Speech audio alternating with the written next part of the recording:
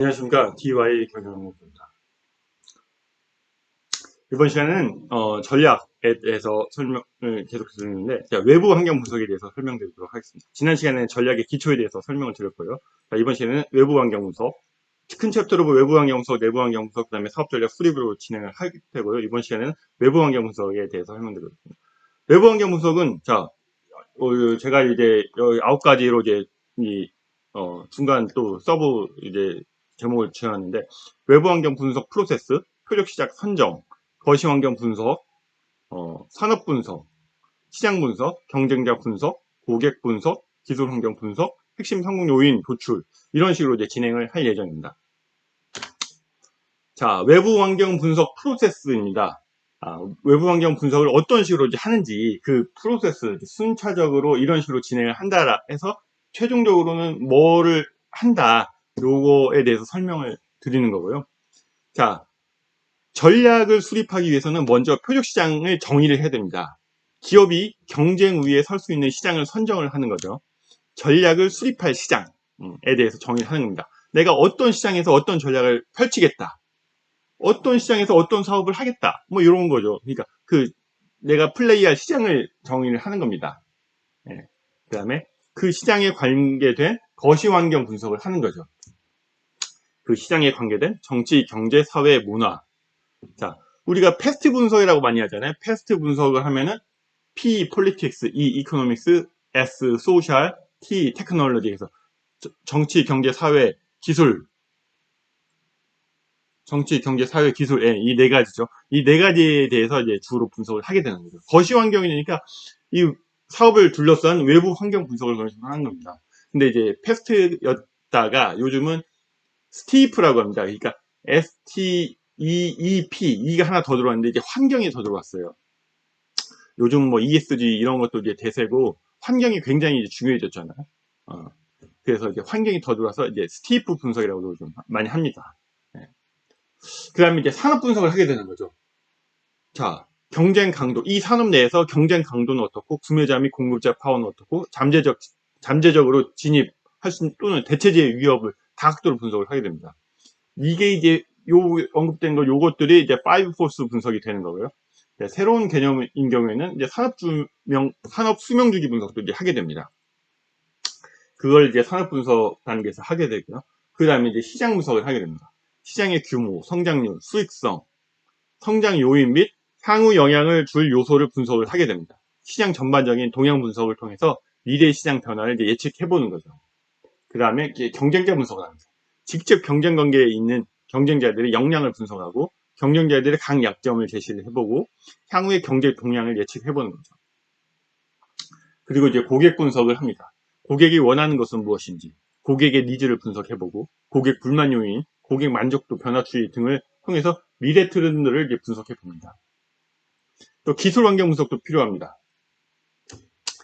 시장이나 당사의 포지션에 영향을 미칠 수 있는 기술 동향을 파악을 해보고 기술 동향에 따른 미래의 기회 및 위험 요인을 다각도로 분석합니다. 그러니까 기술이라고 하면은 여기 패스트에서 테크놀로지에서 했기 때문에 중복된 거 아니냐고 할 수도 있는데, 기술이 그 산업에서 굉장히 중요하다면은 이렇게 별도 꼭지로 올 필요가 있고요. 그렇지 않다라고 하면은 그냥 여기서 한 걸로도 충분하다고 볼 수 있습니다. 그거는 그 각 회사의 케이스 바이 케이스별로 결정을 하면 될 것 같습니다. 이런 것들을 통해서 이제 무엇을 하느냐, 성공 요인을 도출합니다. 기회와 위협 요인을 이제 파악하게 되는 거죠. 그래서 수박 분석에서 기회, opportunity와 위협, threat를 이제 파악을 하게 됩니다. 자, 이런 식으로 외부 환경 요인 분석이 진행이 되고, 여기 이제 3C 분석이라고 적었는데 3C는 컴퍼니, 자사하고 컴피티터, 경쟁자고 커스터머잖아요. 고객. 이 두 가지가 3C의 두 가지 C가 되겠죠. 하나의 C는 이제 내부 역량 분석에서 진행이 되겠고요. 자, 내부 환경 분석 프로세스에 하고 나서 이제 최종 결과물은 이런 식으로 나올 수 있습니다. 표적 시장에 대해서 정의를 해서 표적 시장은 이렇다, 표적 고객은 이렇다, 핵심 경쟁자는 이렇다, 이렇게 정리를 해보는 거죠. 정리는 안 해놓고 머릿속만 있으면은 그거는 다 날아가 버립니다. 꼭 이렇게 정리를 해놔야 다른 사람들이 이걸 보고 또 의견을 또 애드할 수가 있고 하니까 이런 식의 결과물을 만드는 게 굉장히 중요합니다. 그럼 사업의 매력도는 이렇다. 핵심 경쟁자의 경쟁력은 이렇다. 고객 만족도는 이렇다. 기술 동향의 영향은 이렇다. 그래서 이런 것들에 대해서는 이제 객관적으로 정량화해서 점수도 한번 매겨보고요. 이런 거를 통해서 최종적으로 핵심 성공 요인은 이렇다. 기술이 돼야 되겠죠. 종합 매력도 점수는 이렇다. 이런 식으로 점수가 매겨져야 되고요. 자, 먼저 이제 표적 시장을 선정하는 겁니다. 표적 시장의 선정. 기업은 제품 컨셉을 설정하고 제품을 세분화하여 경쟁력과 매력도를 기준으로 평가를 하여 경쟁에 참여할 표적 시장을 선정을 하게 됩니다. 선정 프로세스는 컨셉을 설정하고 기술 시장의 세분 기준을 도출하고 시장 세분화하고 평가하고 표적 시장을 선정합니다. 자, 컨셉 설정 단계에서는 원천 기술을 정의하고 제품과 아이디어를 도출하고 제품 컨셉을 설정을 합니다. 그 다음에 이 컨셉을 설정하고 그 다음에 시장 세분 기준을 붙습니다. 제품 크기별로 또는 구매 고객별로, 구매 패턴별로 이런 식으로 해가지고 제품을 이제 세그먼트를 좀 해봅니다. 시장을 좀 세그먼트를 좀 해봅니다. 그래서 이런 식으로 시장을 세그먼트를 해보면 A 시장, B 시장, C 시장, D 시장 이런 식으로 구분이 되는 거고요. 이 A 시장, B 시장, C 시장, D 시장에서 평가를 경쟁력과 당사의 경쟁력과 매력도, 사업의 경쟁력과 매력도를 기준으로 어떤 거에 이제 포지셔닝을 해보는 겁니다. 이 A 시장은 매력도가 좀 낮고 경쟁력도 좀 낮다 그럼 이렇게 되는 거고, B 시장은 이게 되게 매력적이다. 매력도가 굉장히 높잖아요. 그럼 이건 매력도 높은데 경쟁력도 높다. 이렇게 되는 거고. C 시장은 매력도는 높은데 경쟁력이 낮다. 이렇게 되는 거고. 그래서 이렇게 해본 다음에 당사가 이제 어디로 어떤 시장을 갈 것이냐 결정을 하게 되는 거죠. 이런 식으로 평가를 하고 평가 결과를 가지고 지금 여기서는 이제 이걸로 셀렉트를 한다 뭐 이런 거였는데, 아무튼 이런 식으로 이제 표적 시장을 선정하게 되는 겁니다. 자, 거시환경 분석입니다. 거시환경 분석은 정치적, 경제적, 사회문화적, 기술적, 그래서 PEST, 패스트 분석이라고 합니다. 패스트 분석이라고 해놨죠. 굉장히 유명하죠. 기업의 의사결정과 경영활동에 미치는 영향 등을 예측하고 향후 전략 수립에 참고할 수 있도록 하는 분석 방법입니다. 기업의 장기적인 방향을 설정하는데 매우 유용한 참고 자료가 될 수 있습니다. 이렇게 패스트 분석을 우리 사업, 우리 제품에 관계된 패스트 분석을 한번 해놓고 이제 계속 이제 써먹는 거죠. 이게 환경은 변화하니까 그때마다 조금씩 변경을 시켜야 되고요. 자, 폴리틱스. 네, 패스트 분석의 내용들입니다. PEST라고 했고요. 여기다 에컬러지를 하나 더 넣었습니다. 그래서 요게 들어갔을 경우에는 스티프 분석이라고 합니다. 폴리틱은 정치 권력, 정치 노선, 규제 합리화, 민영화, 조세 특허, 통일, 남북 경협, 북한 핵무기, 복지제도. 요건 이제 우리나라에 해당되는 내용이겠죠. 이코노믹에서는 GDP 성장률, 금융, 재정정책, 소비 성향, 금융위기에 따른 산업구조 변화, 임금 수준 뭐 이런 것들이 해당될 수 있고요. 소셜, 컬처에서는 사회문화죠. 인구구조, 소비자 생활 양식, 교육 수준, 평균 수명, 노동 유연성, 여성의 사회적 진출, 출생률 이런 것들이 해당될 수 있고요. 테크놀로지컬에서는 원천기술, 신제품 혁신기술, 산업, 경제의 디지털화, 특허, 보호제도, 정보기술, 기술 혁신 및 확산, 인터넷 기반 기술 이런 것들이 해당될 수 있겠죠. 이컬러지컬에서는 환경 이슈, 공기 및 수질 문제, 재활용 시설 규모, 에너지원, 공해 수준 뭐 이런 게 해당될 수 있습니다. 최근에 이제 유럽 같은 데선 RE100이라고 해가지고 리사이클 에너지로 100%를 해라. 그래야만 유럽에 수출할 수 있다. 제가 유럽이라고 얘기하는 거 아니고 일부 어떤 기업에서는 그런 것들만 자기 협력업체로부터 공급을 받겠다. 이렇게까지도 합니다. 그러면 이런 것들은 여기와 여기에 동시에 걸리면서 굉장히 큰 여기 효과도 되겠죠. 굉장히 큰 거가 됩니다. 그래서 그런 식으로 이제 규제가 결정이 돼 버리면 그렇지 않으면은 수출을 할 수가 없는 거니까 기업에게는 절대절명적인 중요한 이슈가 되겠죠. 이 거시환경 분석에 이게 하나 더 이제 만들어봤는데 트렌드 데이터라고 했습니다. 그 트렌드는 사회, 기술, 경제, 환경, 정치 등 크게 5가지로 이제 분류를 한 거였고요. 요 그림이 스티프로 구분이 된 겁니다. 뭐 이제 이게 환경이 없다라고 하면은 이제 패스트로 분석할 수 있겠지만 또 요즘 이제 트렌드가 환경이 굉장히 중요하기 때문에 여기도 이제 트렌드 이름도 트렌드 레이더니까요. 그래서 환경을 넣어서 스티브라고 만들었습니다. 트렌드에 영향을 미치는 요인, 동력, 1차적 이유와 포스, 근본적 이유를 반영해서 우선순위를 도출하고요. 트렌드 레이더 작성 시 기업에 대한 영향과 발전 기능성을 기준으로 우선을 하게 됩니다. 그래서 요 그래프 보면은 STEEP가 있잖아요. 그래서 각 섹션별로 이렇게 피자 파이처럼 나눠져 있는데, 피자처럼 나눠져 있는데, 요 섹션별로 이제 중요도를 여기다 넣는 겁니다. 중요한 거를. 그 다음에 기술에만 영향 함량 여기다 들어가고. 아까 제가 좀 전에 얘기했던 유럽에서 RE100 재생에너지 100%를 사용한 제품만 자기네들은, 사겠다. 요런 회사들, 요런 이제 회사 차원이 아니라 이제 뭐 더 높은 단계에서의 그런 규제가 만약 발달한다면 그런 건 여기에 한가운데로 들어오게 되겠죠. 여기에 엄청난 중요 요소가 되겠죠.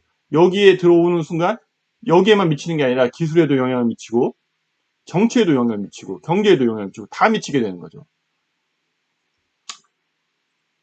자, 그렇게 되는 거고요. 자, 이제 사회 트렌드는 새로운 트렌드는 전통적 가치에 대한 인식과 사회적 현실 간의 충돌에 노출되는 사회 집단에서 발견된 뭐 고령화 사회 뭐 이런 것들이겠죠. 사회 트렌드가. 기술 트렌드는 새롭게 소비자 니즈를 일으킬 수 있거나 기존의 기술을 대체할 수 있는 신기술을 LED나 3D 프린팅 이런 거. 경제 트렌드는 비즈니스 프로세스와 가치 사슬 유형에서 여러 변화를 거쳐서 나타나는 트렌드를 의미합니다. 이 비즈니스, 아웃소싱 이런 것들이에요.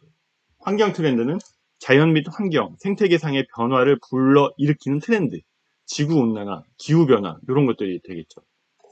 정치 트렌드는 정치적 사건은 입법 과정에 영향을 미치며 사회 전반에 걸쳐 폭발적인 변화가 일어날 수 있음, 안보 정책 강화 등 이런 트렌드들이 뭐 이제 정의 살짝 해본 거고요. 이런 식으로 한번 그려보는 것도 도움이 될 수 있을 거라 생각합니다. 자, 이번에는 산업 분석 단계입니다. 5포스 모델, 마이클 포터의 5포스 모델이고, 정말 전략하는 사람들은 이제 마이클 포터의 이론을 공부를 하지 않을 수가 없을 정도로 좀 유명하고 영향력이 지대하신 분이시죠. 자, 산업 분석에서는 마이클 포터의 5포스 모델을 많이 이용을 하고요. 경쟁 정도, 잠재적 진입의 위협, 대체제의 위협, 공급자 파워, 구매자 파워 등 5가지 요인을 집중적으로 분석하여 해당 산업의 매력을 분석하는 방법입니다. 각 항목별로 현재의 강도와 미래의 강도를 판단함으로써 매력도의 변화를 예측할 수도 있죠. 현재의 강도와 미래의 강도를 각각 판단해 봄으로써. 그래서 5포스 모델은 그림으로 보면 이렇습니다. 자, 산업계 경쟁, 기업 간 경쟁이 있고, 잠재적 진입자, 대체품의 위협, 자, 공급자의 파워, 구매자의 파워. 요게 이제 5포스가 되는 거예요. 5가지 힘이죠. 자, 하나씩 한번 풀어보겠습니다. 산업 간 경쟁, 기존 기업 간의 경쟁. 기존 기업 간의 이제, 경쟁 정도가 있을 거 아니에요? 그래서 경쟁 세력 결정 요인으로는 산업의 성장률, 과잉 생산 전환 비용, 통합 및 균형, 정보의 복잡성, 다양한 경쟁자, 기업의 전략적 관심, 제품의 차별화, 브랜드 아이덴티티, 퇴출 장벽, 이런 것들이 이제 산업계 경쟁의 그 경쟁 강도를 결정하는 게 됩니다. 그 다음에 잠재적 진입자, 신규 진입자의 위험이죠. 이런 것들은 규모의 경제, 전환 비용, 자사 제품의 차별화, 브랜드 아이덴티티, 유통 경로 확보 유무, 절대적 비용 및 정부 정책 이런 것들이 진입자의 위협입니다. 그 다음에 대체제, 대체제의 위협. 대체제의 위협의 결정 요인은 돈으로 환산한 대체제의 상대적 가치, 전환 비용, 구매자의 대체 성향 이런 것들이 되는 거죠. 자, 이번에는 공급자와 이제 구매자의 파워입니다. 공급자 교섭력의 결정 요인은 공급력 차별화, 공급자 전환 비용, 공급자의 합병, 대체제의 공급, 주문량의 중대성, 전방 통합의 능력, 가격 차별화에 미치는 공급량의 영향, 업계 전체 매출과 관련된 비용 이런 것들이 공급자 교섭력의 교섭력을 결정하는 요인이고요. 구매자 교섭력의 결정 요인은 구매 수량, 소비자 전환 비용, 수방 통합 능력, 대체재, 지속력, 가격, 총 판매, 구매자 이익, 의사결정 요인, 제품 차별화, 품질, 성능에 미치는 영향력 등이 있습니다. 자, 이런 것들로 이제 5 포스 모델을 결정을 하게 됩니다. 자, 이번에는 산업 수명 주기입니다.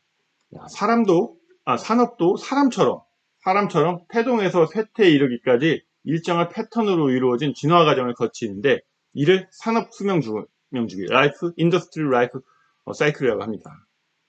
산업 수명 주기도 있고, 물론 이제 제품 수명 주기도 있고, 막 그렇죠. 다 비슷합니다. 이러한 주기가 반복적으로 발생함으로써 현재 기업이 처한 위치가 수명 주기에 어디에 해당되는지를 판단해 보고, 이를 향후 산업 분야를 예측하고 시장 및 경제 상황의 변화를 미리 감지할 수 있습니다. 자, 처음에 이제 도입기가 있고, 이게 시간 순서고, 이게 수요의 순서입니다. 성장, 매출액이라고 볼 수가 있겠죠. 도입기에 했다가, 성장을 했다가, 성숙장기로 갑니다. 그 다음에 이제 쇠퇴기로 가죠. 이런 걸 산업 수명 주기라고 하고요. 자, 산업 수명 주기에서는 도입기, 성장기, 성숙기, 쇠퇴기에 따른 그 경제 상황과 성공 요소, 수익성에 대해서 알아보겠습니다. 자, 도입기에는 시장 개척 시기고 소수의 진입자만 있습니다. 성공 요인으로는 기술과 제품의 개발력이고, 수익성은 투자로 인해서 이제 적자가 캐시카우에서 마이너스가 되겠죠. 돈을 벌기 아직 어려운 때이죠. 그다음에 성장기에 가면 다수의 경쟁자가 출현하게 되고 시장 침투 역량이 중요하게 되겠죠. 그다음에 수익성이 증대하게 됩니다. 성숙기에 가면은 점유율 경쟁이 굉장히 치열해지고요. 많은 경쟁자가 이제 들어왔기 때문에 이 5 포스 모델에서 진입장벽, 새로운 경쟁자의 출현, 이런 게 만약 진입장벽이 높다면 많이 못 들어올 텐데, 그렇지 않다면 많이 들어오게 되겠죠. 자, 점유율 경쟁이 굉장히 치열해지고요. 차별화와 가격 경쟁력이 중요해집니다. 여기서는 제품 개발과 품질이 중요했다면, 여기서는 이제 가격 경쟁력이 이제 중요해지는 거죠. 가격 경쟁력으로 아니라면 이제 차별화를 해야 되겠죠. 이 부분도 이제 마이클 포터의 본원적 경쟁 전략 부분에서 설명을 좀 드리도록 하겠습니다. 경쟁으로 이제 수익성이 악화되게 되겠죠. 성숙기를 지나버리면 이제 쇠퇴기에 갑니다. 그래서 이 산업이 쇠퇴를 하게 됩니다. 또는 이제 예전 같으면 2G 핸드폰이 쇠퇴를 하면서 스마트폰이 다시 나왔잖아요. 이런 식으로 이제 타 사업으로 이제 뺏기면서 이 2G 산업, 2G 핸드폰은 이제 그런 식으로 이제 쇠퇴로 가게 되는 거죠. 한계 기업이나 제품은 퇴출되게 되고, 생존 역량, 뭐 극도의 원가 절감, 원가 경쟁력 이런 거 있는 회사, 또는 적어도 우리는 요건 차별화가 되겠다, 이런 회사들만 살고 나머지는 대부분 다 도태하게 됩니다. 수익성은 굉장히 저하하게 되고. 그래서 각 단계별로 정의를 좀 해봤습니다. 도입기에는 해당 산업이 막 시작하는 시기로 산업 내에서 경쟁자가 거의 전무하고 제품과 산업이 과연 성공할 수 있을지 명확하지 않은 단계이죠. 처음에 드는 기술 개발비와 마케팅 비용이 상당히 들 것으로 판단이 됩니다. 그다음에 성장기에서는 제품과 산업에 대해 인지하는 시기로 어떤 전략을 선택하느냐에 따라서 매출과 이익이 증가하게 됩니다. 산업 내 경쟁자들이 등장하기 때문에 브랜드에 대한 차별화 포인트가 필요하게 되고요. 가격, 상품, 서비스 등의 차별화 요소가 필요하게 됩니다. 다음에 이제 성숙기로 가면요. 시장이 포화 상태가 되면서 매출과 성장의 정체가 일어날 시기입니다. 성장을 지나서 이제 성장률이 굉장히 둔화되고 이제 성장이 안 되는 그런 시기입니다. 정체되는 시기. 새로운 시장을 찾기보다는 기존의 매출을 강화하거나 유지하는 데 초점을 맞추는 게 중요하게 됩니다. 여기서 더 투자해서 더 한다고 해봤자 어차피 경쟁이 너무 치열하기 때문에 다른 경쟁자들을 이기고 우리가 마켓쉐어를 더 늘리기는 어려운 때입니다. 그래서 지키거나 기존 시장에서 야금야금 조금씩 전투를 해보는 게 중요하다고 하는 거죠. 이 성숙기를 지나서 이제 쇠퇴하게로 넘어가게 되면 극심한 경쟁으로 인해 산업 구조가 흔들리기 시작하는 단계로 투자의 최소화, 철수에 대한 고려가 이제 필요한 타이밍이 되게 됩니다. 자, 다음은 외부 환경 분석의 다음은 시장 분석입니다.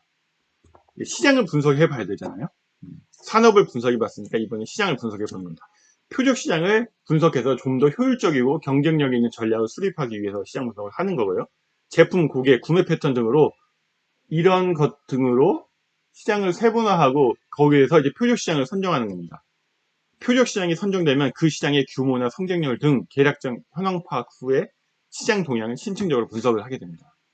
이를 토대로 미래의 시장 상황을 예측하고 기업의 전략 수립에 참고하게 됩니다. 자, 먼저 표적 시장의 정의입니다. 자신의 사업에 적합한 조건을 갖춘 표적 시장을 정의하는데 핵심 요소의 선정이 매우 중요합니다. 핵심 요소란 제품 특성, 고객, 구매 패턴으로 이제 보통은 할 수가 있고요.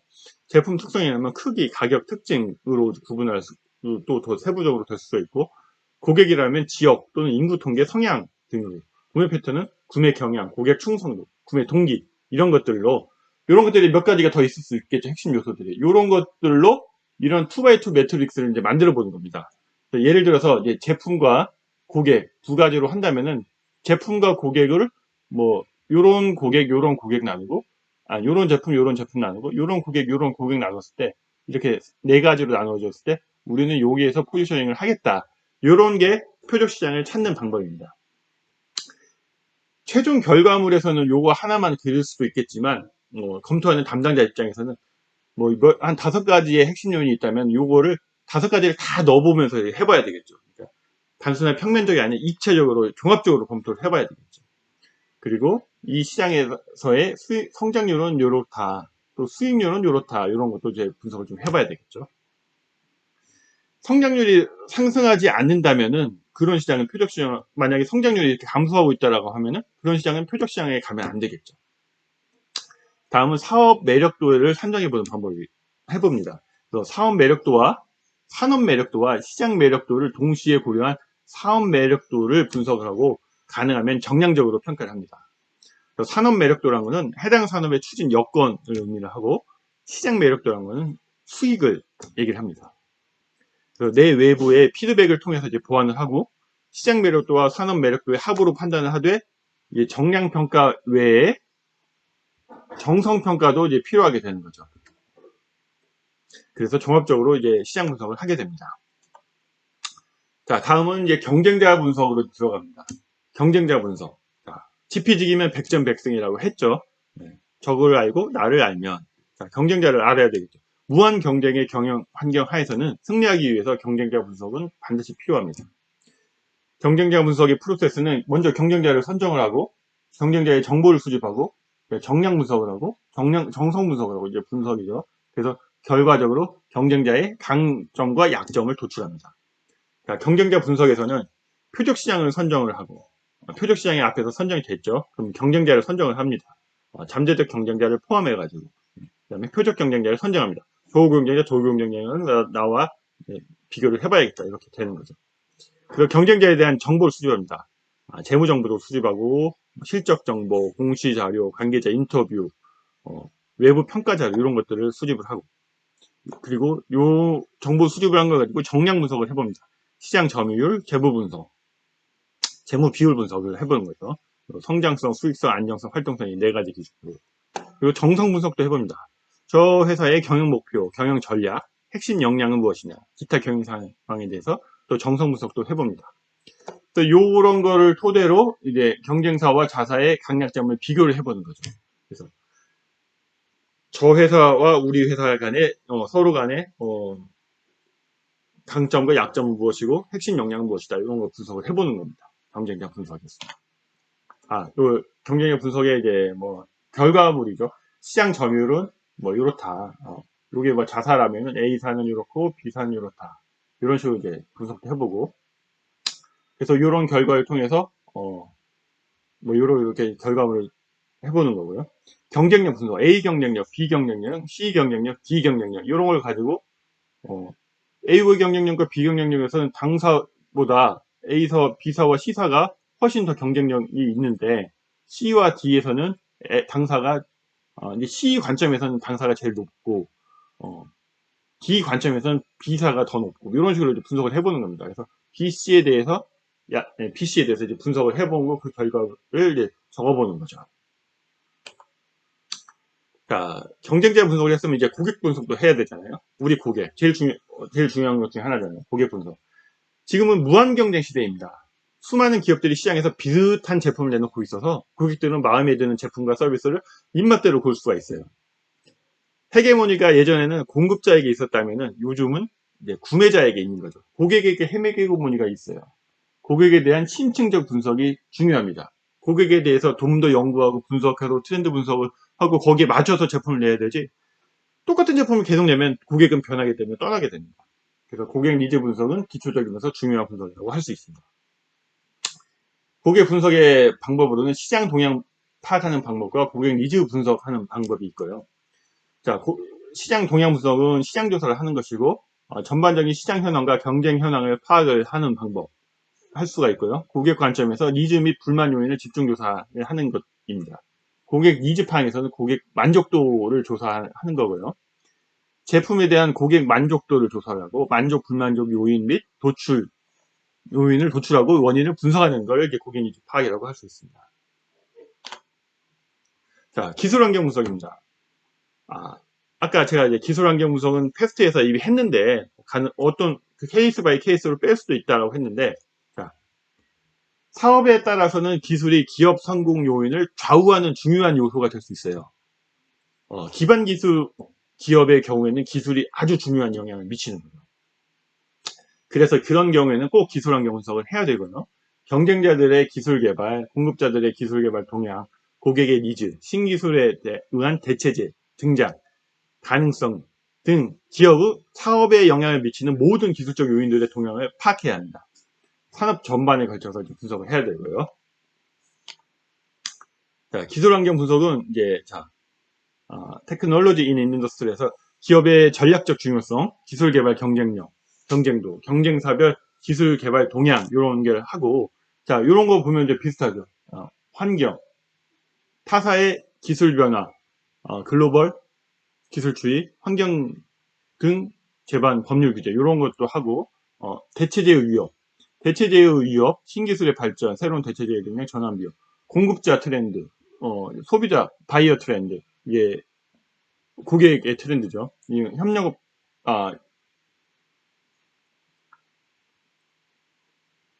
공급자와 바이어. 그러니까 이런 것들은 이제 대체제도 있고 공급자와 바이어는 파이브 포스 모델하고 이제 비슷한 형태입니다. 예. 그래서 이런 식으로 기술 환경 분석도 이제 해봅니다. 그래서 결과적으로는 이제 핵심 성공 요인을 이제 도출해야 됩니다. 외부 환경 분석의 목적은 표적 시장에서 성공하기 위한 근본적인 성공 요인을 도출하는 게 목적입니다. 외부 환경에 의해서 도출된 것이므로 경쟁자에게도 똑같이 적용될 수 있겠죠. 기업이 보유한 주요 역량이 외부 환경 분석 결과 도출된 성공 요인과 무관하다면 이 기업은 표적 시장에서 사업성이 없다고 판단될 수 있습니다. 자신이 뭘 잘하는데 이 외부 환경 분석 결과 성공 요인하고 완전히 달라.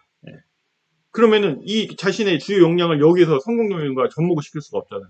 그럼 이 회사는 여기에서의 사업성이 없다고 판단할 수 있습니다.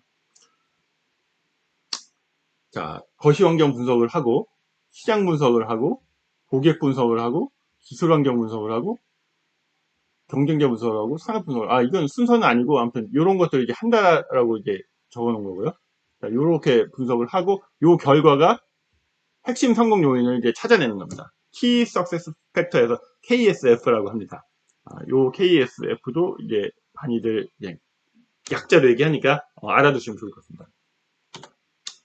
자, 여기까지 해서 핵심 성공 요인 도출까지 해가지고 외부 환경 분석을 설명을 드렸습니다. 다음 시간에는 내부 역량 분석에 대해서 설명드리도록 하겠습니다. 감사합니다.